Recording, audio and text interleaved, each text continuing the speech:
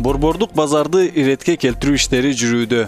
Баткен шаарынын Борбордук базарынын айланасындагы Сайдиман Ажы, Нургазиев, Салихов жана Бөкөнбаев көчөлөрүндө жол четинде мыйзамсыз соода сатык жүргүзгөн жарандарды базар ичине киргизүү боюнча рейд жүргүзүлдү.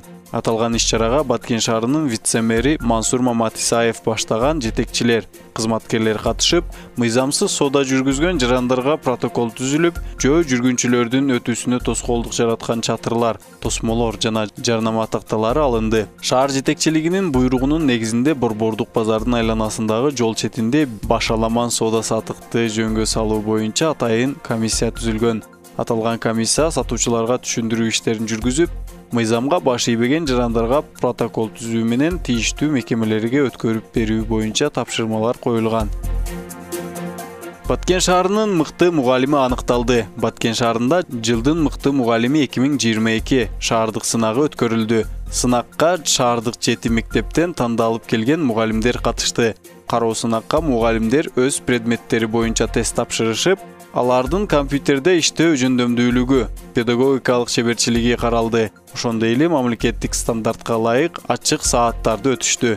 Жыйынтыгында биринчи орунга Баткен облустук гимназия жатак мектебинин физика мугалими Айнура Максытова жетишип, биринчи даражадагы диплом жана кир жуугуч машина менен сыйланды.